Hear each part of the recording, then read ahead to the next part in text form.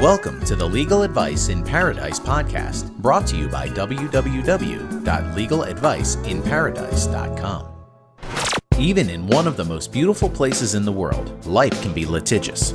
On this podcast, the best and brightest legal minds gather to help you navigate your way through every legal question you may face. This program will help you know your rights, know what steps to take, and help you find the best legal representation, all in simple, easy to understand terms.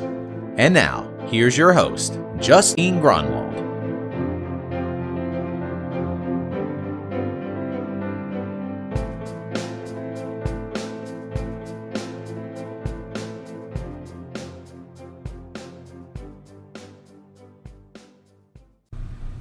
Aloha, Agents of Change. This is Justine with Legal Advice in Paradise, and we're here with attorney Kevin O'Grady for the second time. If you recall, in the previous episode, we covered traffic violations, traffic crimes. We even delved into a little bit of DUI, but his other specialty is military justice. And once again, I'd like to thank you again for serving our country.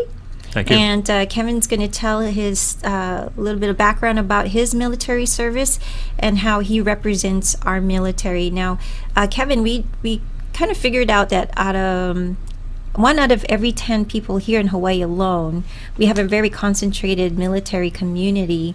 So that's quite a lot. About 10%, we would say, the military and their families. An approximation, and that's especially if you're including spouses and children, yes. Right. So we want to address military justice. So if any of you out there are civilians and know someone who's in the military, or just pass this on to other people, and that's why we're agents of change. Maybe they could use this information. But before we start, I'd like you to get familiarized with Kevin again. So tell us a little bit more about your military and your legal background. Sure. Well, I've been a licensed attorney since 1997, but I had always wanted to serve in the military. So in 2002, I joined the United States Army Reserve as a judge advocate, and I've been in the United States Army Reserve as a judge advocate since 2002, so 12 years now. I'm currently a major, and from 2006 until the end of 2008, I was mobilized and on active duty here in Hawaii. Mm-hmm. And I have represented the Army, obviously, when I was on active duty, and in my civilian practice since 2009 here in Hawaii. I've also represented service members, Marines, sailors, soldiers, and the like in courts-martial, which is a military justice tribunal that only service members can be charged in. I think a lot of people, like me as a civilian, when we hear court-martial, it sounds pretty serious. A court-martial is a very big deal. Like is the brig another term for military? And the brig is a place, it's considered the jail. Yeah, the jail. We do have a brig here, although most people associate the term brig with the confinement holding cell on board a ship. Mm-hmm. We actually have a land-based brig on Ford Island over at Pearl Harbor. Mm-hmm. Wow, that's interesting. And other than the MP stations, which have a very limited capacity to hold anybody at any particular base, whether it be Marine Corps Base Hawaii or whether it be Schofield Barracks, if people are going to be held in what's called pretrial confinement, pending a court-martial, no matter what service, Army, Air Force, Marines, they are placed down at Pearl Harbor at the brig. So what's coming to my mind right now is that as Hawaii is such a focal point for the military, obviously because we're in the Pacific, there's the difference between civilian law and military law. Tell us how we talked about speeding in our previous episode.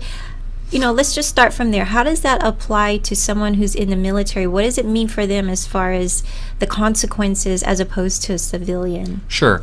There's a couple different things to bear in mind with regard to anybody that wears a uniform, whether they be a soldier or a Marine or a sailor or an airman. Mm-hmm. The military is both their employer, and it also has the ability to take administrative and criminal action against that person that wears the uniform. So, a soldier gets cited for criminal speeding. It's a potential crime. It's a potential petty misdemeanor. And he's an infantryman. And so, what does that mean for him? well, he's got the civilian side to deal with. He has to go to the state court, and he may or may not be found guilty. He probably should retain civilian counsel. And what is that going to mean as part of his military career? Right. Well, it depends upon what the crime is. First of all, the United States government and the state of Hawaii are two different sovereigns.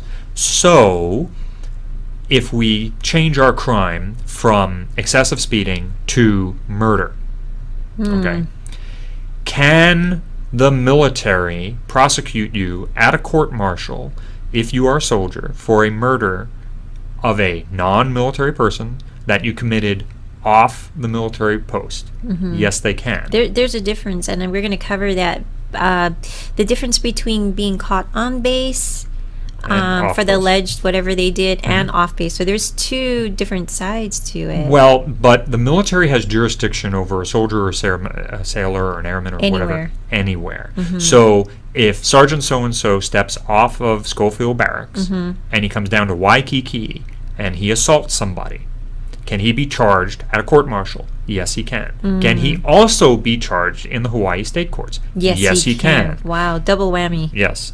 That's not legally barred. Now, as a matter of practicality, both jurisdictions typically do not want to double hit the guy. They will hand it off to one or the other. So in the case of a simple assault, and it occurred off post, the state will take it. So who determines, who makes the determining factor of where it ends up? Okay. On the state side, it would depend upon the prosecution agency. So here in Honolulu, for whether it be a misdemeanor or a felony, it's going to be your county attorney. So Mr. Kaneshiro is going to determine whether or not to charge that soldier for assault or what have you. And it's coordination between his office and the military. So let's take, for example, we'll try, instead of murder, we'll try sexual assault of a child. Okay? Now, the state may very well want to prosecute that. However, if the military, and in the person who makes the decision on the military side is something called the convening authority. What that is basically the general. Okay? All military branches, and remind me later to talk about the current changes with regard to sexual assault. But the Manual for Courts Martial says that all military branches are command-driven. So the commander does all things. The general. The general does all things. He provides you food, he provides you housing, he provides you pay. He also provides punishment in the form of court-martial. And he can also separate you, which is called an administrative process, an administrative separation, if they're going to discharge you without getting you convicted of something.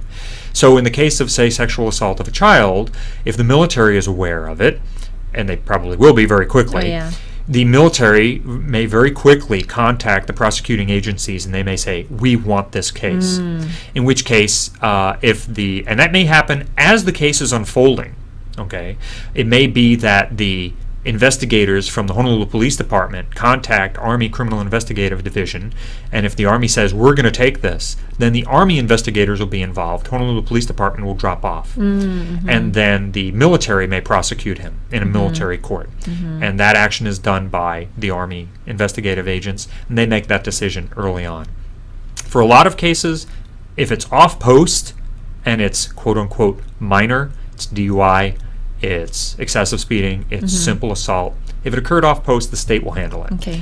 And that's because, as I said earlier, a court-martial is a big deal. Yeah, it sounds like it. Well, part of what makes it different is the essence of the military.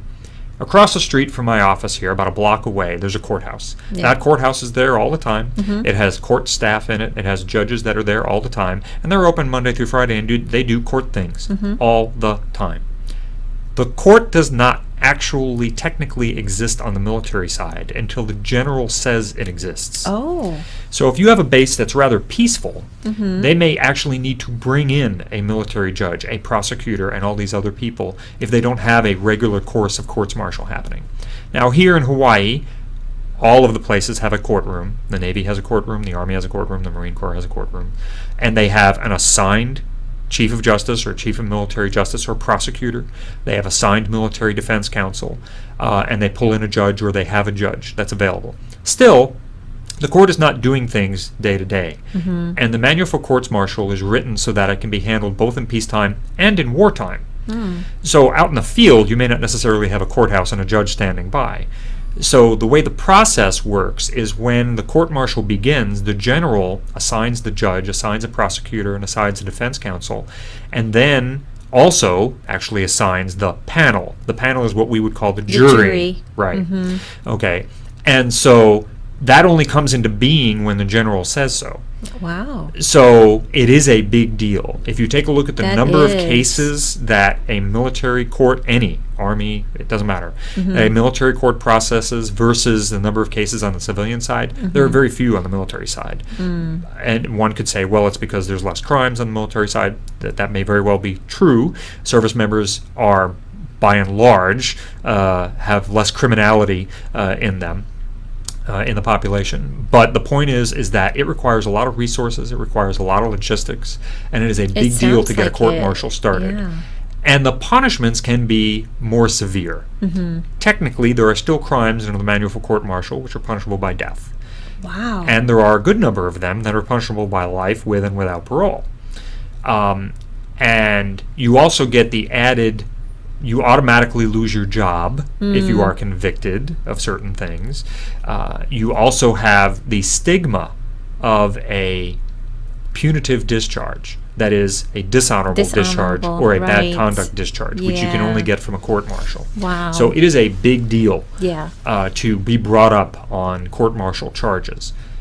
The military has other choices available to it that are less than a court-martial. One is known as an Article 15, or otherwise known as non-judicial punishment. The Navy calls it captain's mast. And the N in non-judicial punishment means non. That means there's no judges involved. Okay, this is, again, remember that... It's kind of like maybe small claims court in a civilian world, no? Think of it this way. Remember, the military is the soldier or the Marine or the sailor's employer. It's a demotion. Oh. Okay. So that's right. You He's the work employer. for, and I don't know about Hawaii employment law, so I'm just going to go off of what everybody The military. commonly thinks. Yeah. Well, I mean, if you think about, let's say, and this might be going back to Hollywood or maybe as the way things used to be before employment law really got a hold and unions, etc. But if you work and you're a clerk 3, and clerk 3 is 3 levels up. You start off as a clerk 1, now you're a clerk 3. And you do something to aggravate your boss. And your boss says, that's it, I'm tired, you're now a clerk 2, and he demotes you. Okay.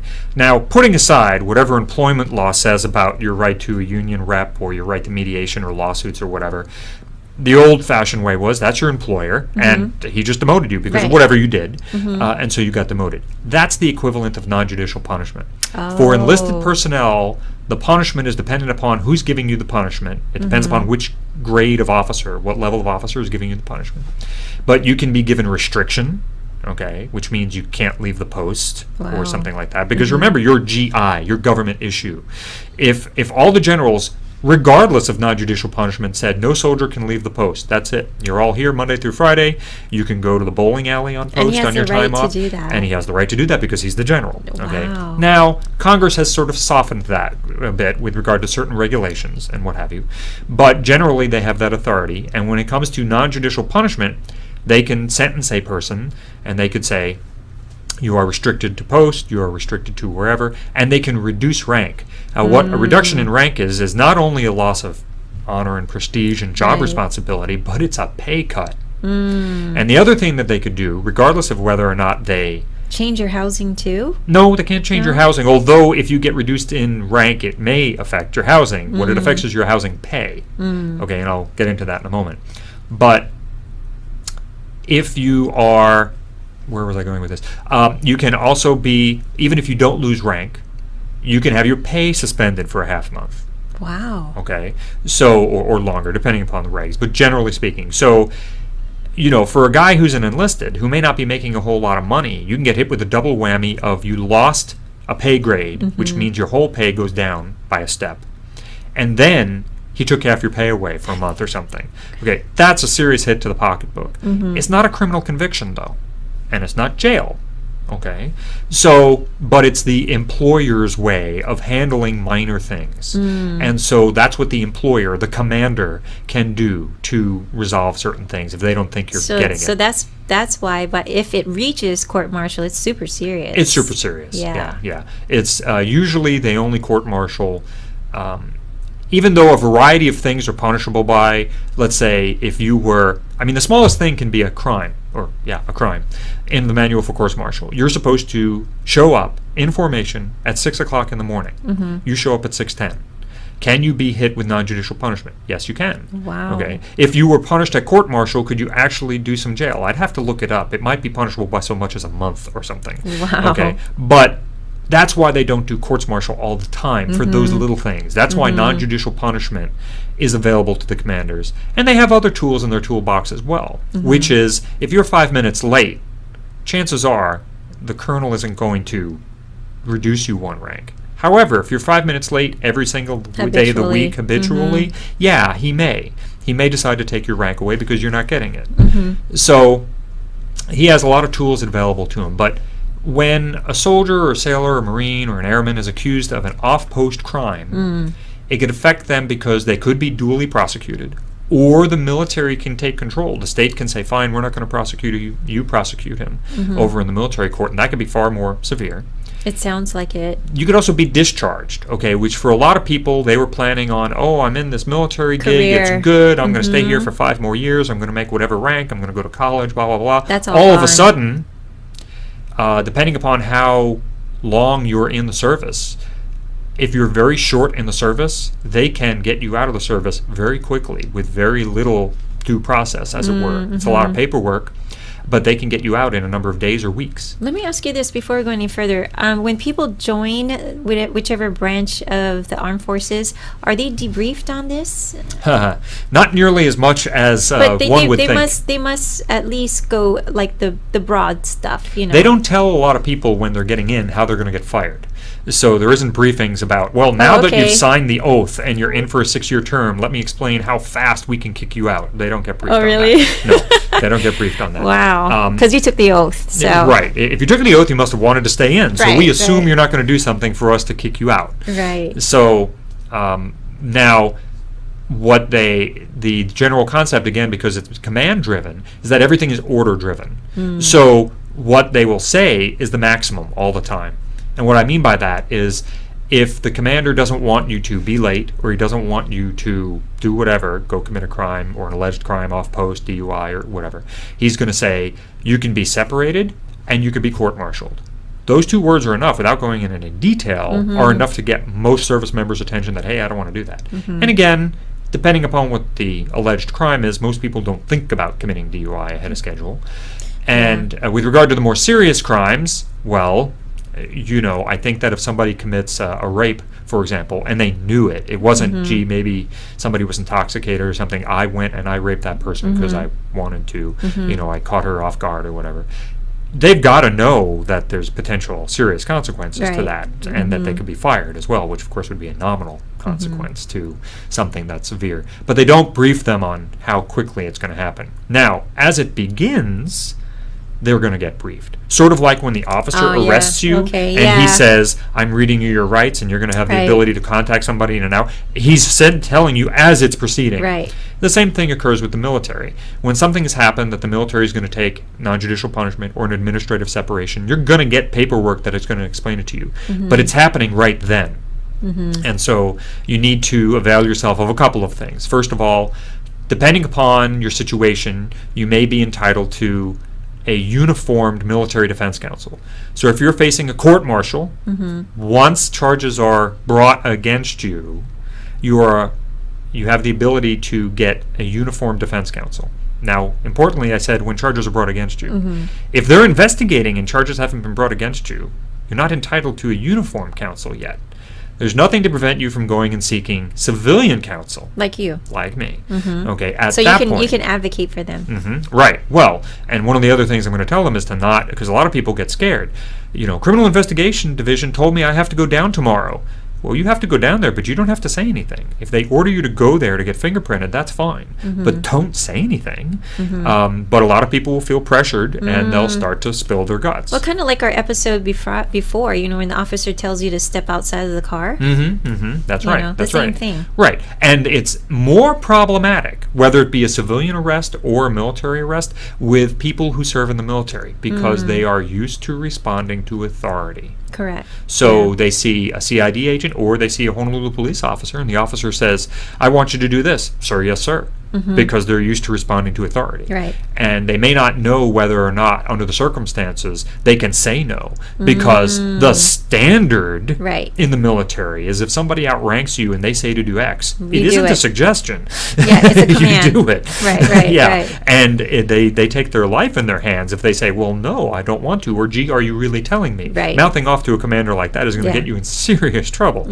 So they are very used to responding to authority, and they have to be very cognizant of whether or not, under the circumstances, they can exercise whatever rights are available to them. So when is it that they know that they can come to you? Because you're the first one. You know, I've had many guests on the show that are legal experts. You're the first one that I know of. There must be more that deal with the military.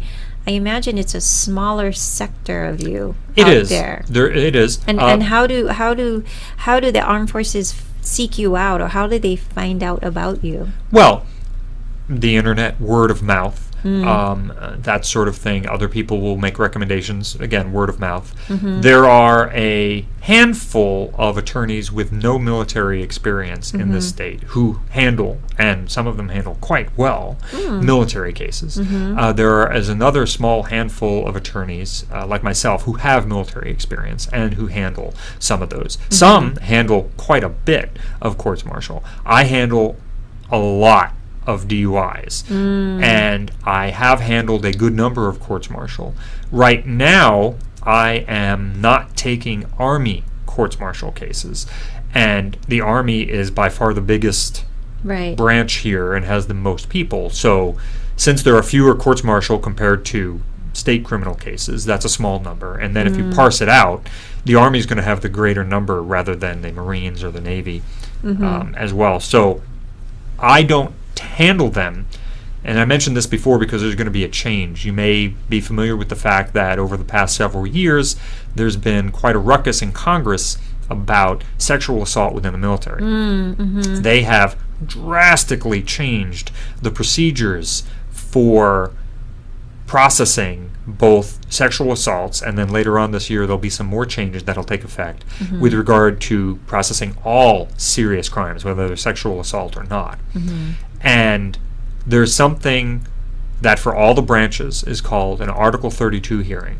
And what that is a preliminary hearing, and an investigating officer makes a determination as to whether or not there's probable cause, and then makes a recommendation to the general as to whether or not charges should be brought, which charges should be brought, and at what level. And what I mean by that is, should it be a general court-martial, the most serious, a special court-martial, still a court-martial but not as serious, or something less, non-judicial punishment, or nothing should happen. That investigating officer, by the manual for court-martial, was never required to be a lawyer. But the Marines and the Navy have always used lawyers, or at least as far back as I know, they've always used lawyers. And because of the recent problems in Congress, they decided to change the laws. So sexual assault cases now, even in the Army, have to be handled by a judge advocate, a lawyer. And what they want is a judge advocate that is of sufficient experience and of sufficient rank to be that investigating officer. I see. So like a field grade, so a major or a lieutenant colonel who has prosecution and defense experience. Well, the active component is not necessarily set up for that on the Army quite so much, and so they're looking to the reserves. And I happen to be one of a very small number, I think 2 or 3, on the island for the Army. That is both field grade, a major, and has both prosecution and defense experience. So there are units here that are looking at using me as an Article 32 investigating officer, which is sort of like a judge. if that's the case, I can't have soldiers coming to me and talking to me about their case, and then the month later I get called to be the investigating officer. Yeah. Okay. So I can't handle Army Article 32. I can't handle Army courts-martial anymore. So when people call my office, I have to refer them to other people. I see. However, since the Navy doesn't borrow Army officers, I can do Navy courts-martial, I can do Marine courts-martial, I can do Air Force courts-martial. But I can't do Army anymore because they're thinking about that. And later on this year, all general courts-martial investigating officers for the Article 32 will have to be a judge advocate, not just sexual assault cases. So it is a very big deal to be court-martialed.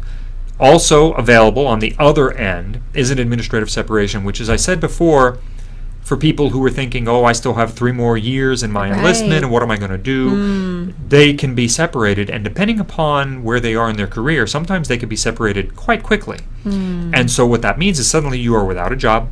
Right. They're going to mail you back to wherever you came from. It doesn't look good for the dishonorable discharge. No, you don't get a dishonorable discharge. If you are administratively separated, you either get an honorable, a general, or it is potentially you can have what's called an other than honorable. But if they require, if the government is going to ask for an other than honorable, you're entitled to a hearing. You can't just get it by them asking on paper. You're going to have a hearing, and you get to go before an administrative board. But it is administrative.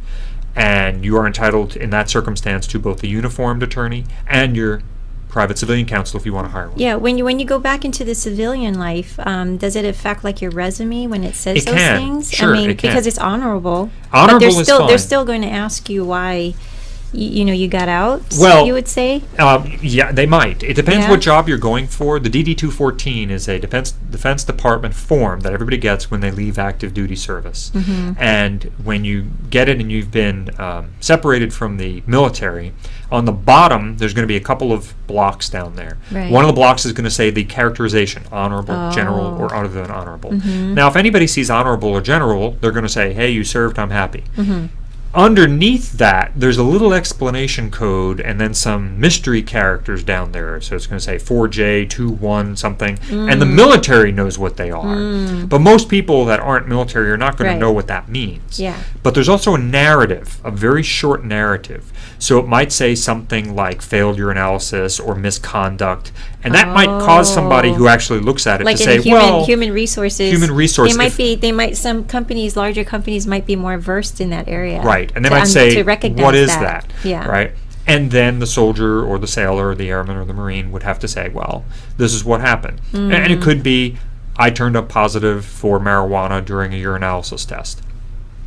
And if the employer cares about that, then yes, it can have an effect on your future job. But if the employer says, well, we do drug testing here, and that was 5 years ago, and we don't care, you know that we don't allow drugs, and he says, yes, and I don't care, and it was a silly thing, and I regret it, they might still hire him.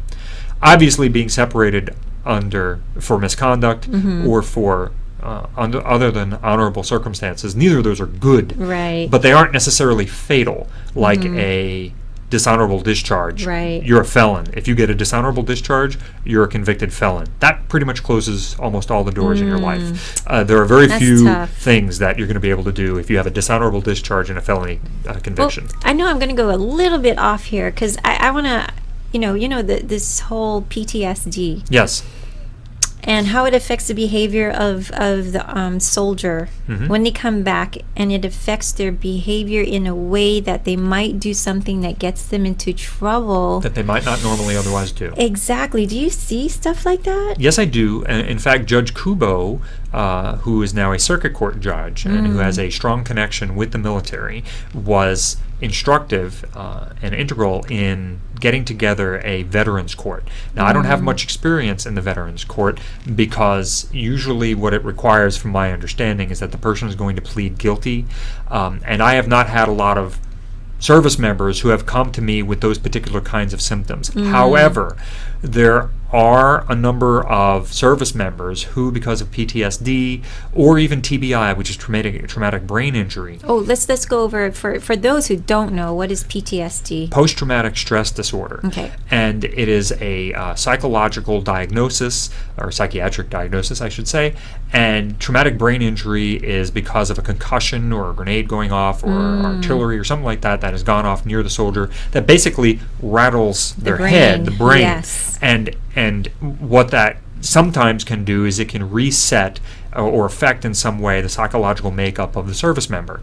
Either the emotional or psychological impact of it, or it could possibly be something that was more organic. That is, it did something physically to the brain that he is not operating the same way as he was beforehand. Motor skills, Right, all kinds or something of like stuff. that. Well, the way he processes or mentally thinks about Mm-hmm. things. It may be motor skills as well. He may not hear as well, or may not have balance as well. But it may be the way he processes things. Maybe he gets angrier quicker, or something like that.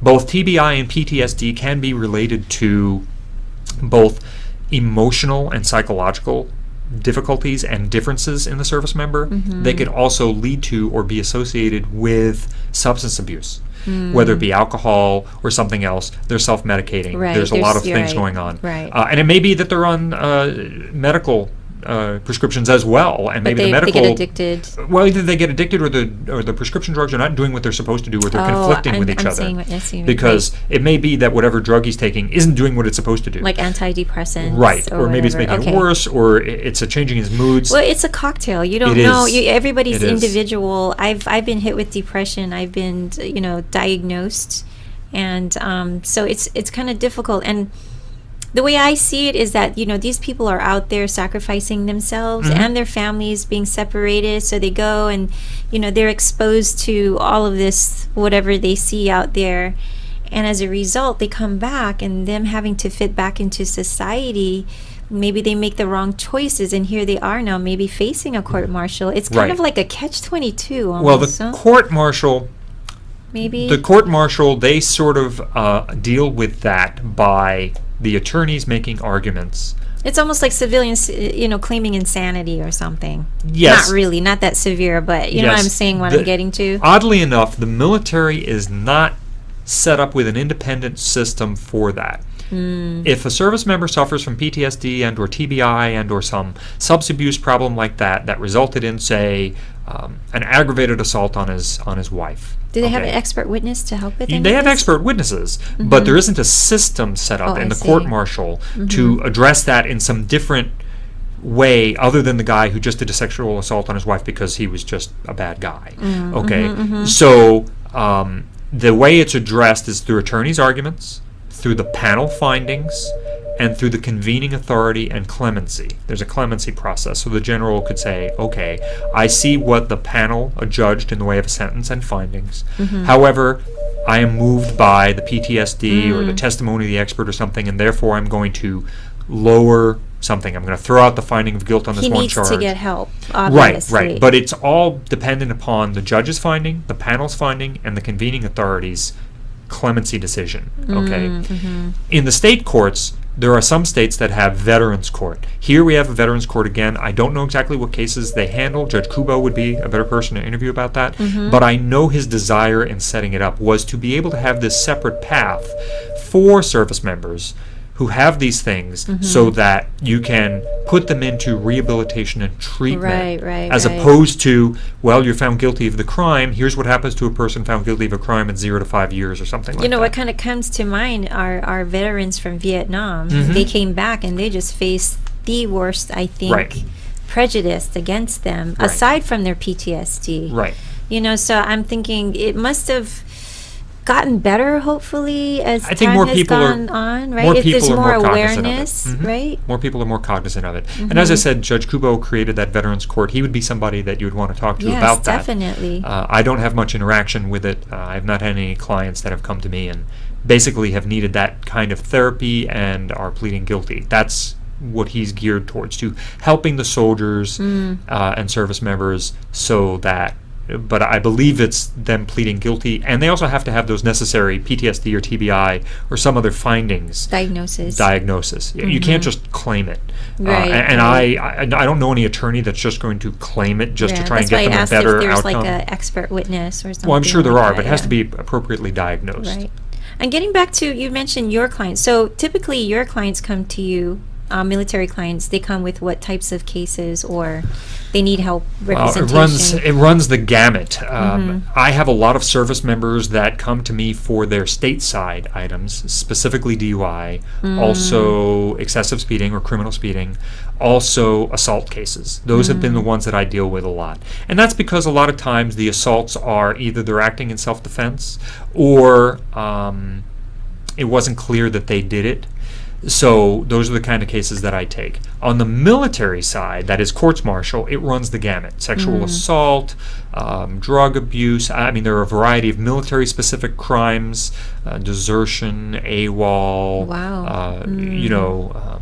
Spillage. Spillage is when you have classified materials that you inadvertently let you were out. responsible you were of responsible it. for, and you did not take care of them in the proper way, so you violated certain regulatory provisions that say how you're supposed to address them and keep them secure and what have you. I've had clients that have run the gamut from all over, military-specific crimes to assault to sexual assault and what have you. I see. So it looks like your area would specifically be DUI and then those types of military cases. On the state side, I handle almost stateside. predominantly DUI and excessive speeding. On the courts-martial side, again, everybody's charged with everything, and I handle just about anything. The gamut. On there. Yeah. The gamut. What you would call the gamut. The gamut, yeah. From A to Z. Yeah. So say we have military listening audience, what would you recommend to them if they, I think a lot of the attorneys that I've talked to is get a hold of someone as soon as possible. That's your recommendation as well. Yes, absolutely. Absolutely. And it's very important that if confronted with the investigative services, a military police officer, criminal investigation division agent, Navy, CIS, whatever, if somebody has brought you down, or even if they're talking to you in your barracks, but if somebody has brought you down to some place and they're processing you and they're handcuffing you or they're fingerprinting you and then they want to discuss something with you, chances are most of my clients have an inkling about what it is that these agents want to talk to them about. So if you're being spoken to by a CID agent, my general advice is you don't want to say anything to them CID at stands all. for? Criminal Investigation Oh, Division. okay. And there's a great internet video out there from a law professor who talks about no matter where you are, no matter what your situation, it's never a good idea to talk to the police. And part of the example Can is a you very reference long. that so I would I like can to put find it- the link again. I found it. I don't remember. Because I'd like to put it in the YouTube video, and also Sure. my Agent of Change, they get full details of each episode. So It's kind of lengthy. Yeah, But he goes through the okay. different scenarios from either you did it, you did it, and then you were there, which is obviously not a good thing to discuss, to all the way to you don't know what they're talking about, and you weren't involved, and et cetera, et cetera.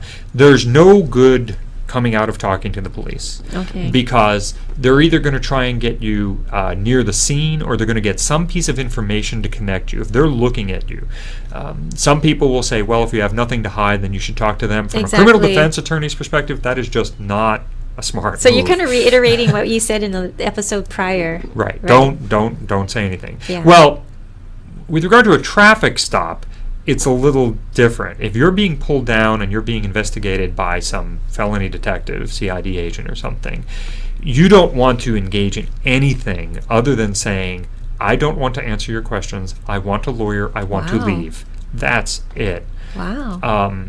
Because if you start to get, the first thing they're going to do, they're all trained interrogators, okay? And they're going to try to warm up to you. They're going to say, how are you doing? They're gonna try you want that something first. to drink? Sure. Do you know why you're here? Blah, blah, blah. They're going to get you to relax, get you to get your guard down, okay? And no matter what you tell them, they could use it. If you say, oh, well, the day's been going pretty well, but I'm kind of tired. My wife and I were out late last night. Now they know you have a wife. Now they know that the two of you were out last night. What they might do with that, I don't know. But they didn't have that information before. You never know. It's like Right. depositions. Exactly. And Well, depositions you sort of have to answer. no, but depositions, they use that because you're trying to figure out the other side. Right. So he's right. deposing you on the spot. Exactly. Right. Yeah. And the other problem is you don't know what they know. Exactly. They may not know a darn thing, and you may inadvertently And you're give just them, giving them everything. Right. You don't have to say, I wasn't there, I didn't do it, I don't know what you're talking about. Because even that by itself says, so there's something that we're talking to you about, and you're saying you didn't have And that's where the interrogation Exactly. skills come in. Right. And don't try and duel with them, because they're trained. Oh, yeah. And they're in control. Yeah. So the better course of action is to just say, I want an attorney, I don't want to talk to you, can I leave? That's it. Okay. And it's very, and they do certain steps depending upon the agency. Some of them are more laid back than others, but they will try to grab you when it's inconvenient for you. They have a certain amount of time to process you, that is to take your fingerprints and what have you, and they will hold you there and they will let you stew. And so while you're sitting there in this room with one-way glass, That's very you're intimidating. thinking, yes, you're intimidated, and you're sitting there going, what do I do, what do I do, what do I do, what do I do? And they come in and they can hit you hard, or they can come on soft and say, oh, well, I'm just here to answer some questions, I'm just trying to figure out what's going on. But the point is that he's not your friend. He's not doing anything to help you. They might say they are, and the lawyers later may be able to do something with that, but he's not there to help you. If he's asking you questions, he's not there to help you. And he might be, just the facts, ma'am, I'm just trying to gain information. Okay, that might be true. But he's not trying to help you. Yeah, he's trying to fill his quiver. Yes, That's what he's with trying something, to do. right. Yeah, And he with might he might truly, not even at the beginning of the conversation, suspect you of anything. He just wants to talk to you. But depending upon what you give him, he may very well start to think of you as a suspect and start digging harder and harder. So there's no good that comes from you speaking to him. And that would be your tip for anybody, civilian, military. Sure. Again, unless you're going to be the third-party witness, I'm sitting, listening to my music or reading the paper out on a bench, and in front of me, I see a guy in a black shirt step up to a guy in a white shirt and he starts punching him.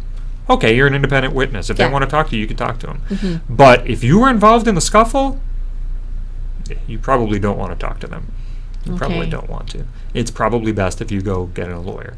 Yeah. Memorialize things then. And as soon as possible. And if you missed the episode before, we kind of talked about if you're being pulled over, get the voice memo out on your smartphone. Sure. Maybe take some photos with your smartphone and hand it to your lawyer as soon as possible. Right. To help your case. And something that should give you an indication that you should probably not talk to the CID agent or the NCIS agent at all is those options that you just mentioned are not available to you when you are being held at the brig, or not the brig, at the investigator's room, okay? Because they're going to take your phone away. Yeah, they're going to You're not going to say, well, I'm everything. going to record this and I'm going to take a picture of you, detective. No. They are not going to let you do any of that. They are in control, and their being in control is an advantage for them. Of course. And so you should recognize, I am at a distinct disadvantage. I am not in my house. I am in their facility. They have taken my fingerprints, or they're going to. They've taken my picture, or they're going to. I am here. And if you haven't asked, can I leave? You're there. And if you asked, and they either told you no, or they haven't answered you, then you still can't leave. Not being able to leave, that's a deprivation of your liberty. That should tell you you're not in control if you're not able to walk out.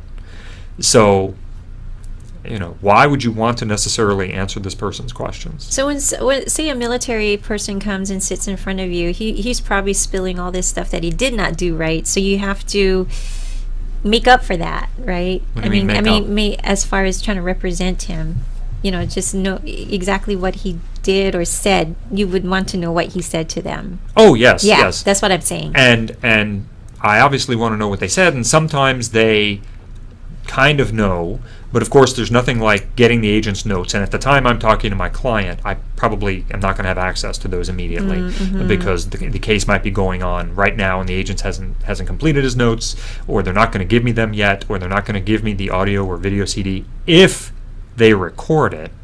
Okay, there's been some changes at the federal level with regard to that, but for the longest time, the military investigators would record the complaining witness, but they wouldn't record the accused. Oh, And so the agent would say, it's pretty one-sided. oh yeah, the agent would say, oh, well, he said X and Y and Z, but there's no recording of it. And of course, my client, who was scared to death, doesn't remember the exact things that I he was said. to say, you have to rely on your memory, but at Right. that time, you're not really thinking. Right, You're right. just like, oh my goodness. Now, you in know. certain circumstances, I have had it where they have recorded the accused as well, and then that could be a good thing or a bad thing depending upon what he said. That's right. Yeah. So in some cases, if they're consistent and they're saying something, I mean, that's a story you're kind of wed to as an attorney. If the client went in there and he told Right. the agent, well, X, Y, and Z, it's hard for me to get up later and tell the jury, well, A, B, C, ignore X, Y, Z, because why did he say that? Especially if they're going to have that video in there.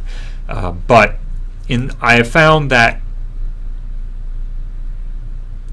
if the person is saying X, Y, Z, whatever it is, his version of the events, they're usually trying to explain or explain away what happened.